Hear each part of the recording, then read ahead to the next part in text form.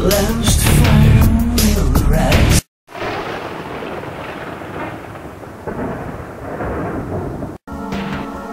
The last fire will rise behind those eyes.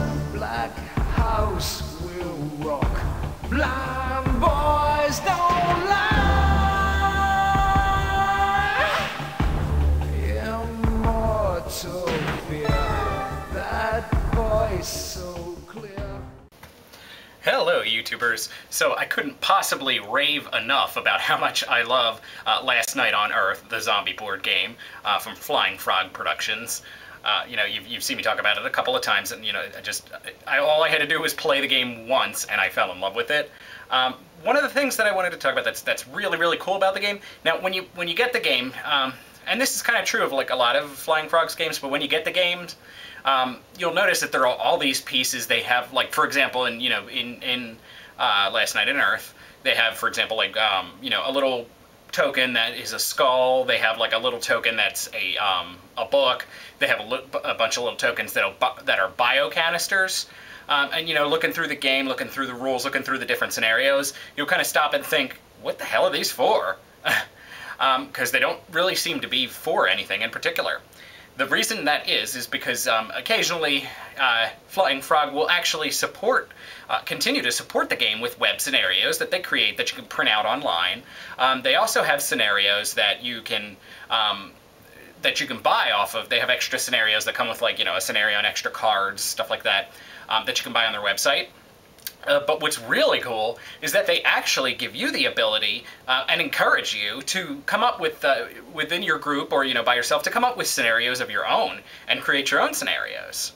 I mean, so to me, that's just really awesome. It's like, you know, as if the game itself isn't awesome enough, you know, as if the fact that they have all these expansions to help you keep expanding upon your game and making it like brand new all over again, they actually, you know, give you the ability and encourage you to be able to create your own scenarios, so you can create new, like, ways to play the game, you know, that even they maybe didn't think of, that'll help you to keep the game, you know, fresh and new. I just think that's really awesome. So I actually, you know, I'm on a message board, thezombiegame.com, which I've got to also rave about that. I love that place. The guys are great there. You know, anytime you have a question about the rules or anything like that, they're able to have the answer, and they, you know, and just general, like, discussions about the game. But they actually will have blank templates on there. And so I downloaded a template, and I have actually created my own scenario. I have a bunch of scenarios in mind that I'm going to create, but I'll show you this first one. So I kind of got to thinking, one of the things that I noticed is that a big theme of the game is, you know, the heroes versus the zombies. So it's always a hero team and a zombie team. One thing that none of the scenarios, and even the custom scenarios I had never seen where the heroes faced off against each other as well.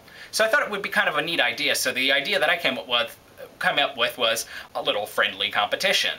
So what happens is that, you know, the heroes of Woodenvale are kind of bored. You know, you hole up in a safe house for so long, it just gets kind of boring. There's nothing to do. So they decided, let's have a little friendly competition. So they broke into two teams, and what they're going to try to do is the first team who can kill 5 zombies is the winning team. So not only are they facing the zombies, but they're facing off against each other. Now, the thing you have to remember is this is still a zombie apocalypse out there that they're facing. So they don't want to win by seeing their opponents die. These are still their friends, their town members.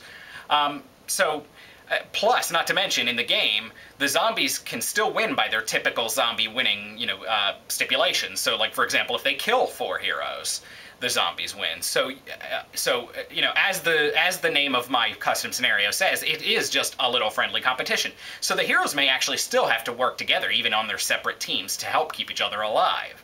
They just want to be the first to kill 5 heroes. So I thought that was really cool. It was kind of, it came to me as a unique, first off, there's the die zombies die scenario that comes with the game, and I found that nobody I talked to seems to like that scenario for a couple of reasons. First off, it gives you 15 turns to kill 15 zombies, which can be difficult to do, because then that means that basically you're having to kill a zombie every turn, or else, you know, double up sometimes and kill a bunch. It can be pretty difficult for the heroes to do. you know, plus it's a little simplistic for my taste, and what a lot of people say is that it also kind of goes against what you would typically do in the game, which is typically it's not good for the heroes to fight zombies.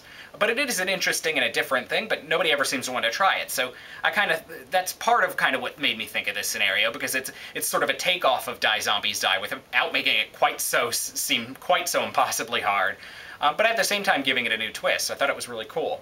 So in general, I think it's awesome that, you know, that Flying Frog actually gives you the ability and encourages you to make your own scenarios, as if they don't, you know, give enough awesome content for the game in the first place. It's cool that, you know, you can actually build upon it yourself, and you know, that's one of the things I just really love about this game. So, you know, if from me raving you still haven't tried it out, I definitely must highly recommend it. Thank you, YouTubers. Have a nice day.